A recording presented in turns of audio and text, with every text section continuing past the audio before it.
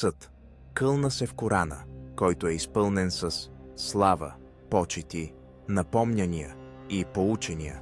Неверниците са в фалшива гордост и отдалеченост от истината. Ние погубихме много поколения преди тях. И те викаха за помощ. Но вече не беше време за спасение. Неверниците се изумиха, че сред тях е дошъл предупредител, пратеник. И казаха: този е лъжлив магьосник. Той всичките богове един бог ли ги направи? И освен Аллах, друг бог няма ли, казва?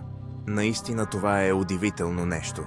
Тогава първенците сред тях се изправиха и казаха: вървете и останете твърди в предаността си към вашите богове.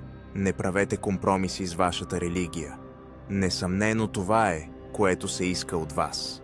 Ние в последната религия, религията на Иса, не сме чували това. Това не е нищо друго, освен измислица. Нима възпоменаването, Коранът, бе ниспослано на него измежду нас? Казаха те. Не.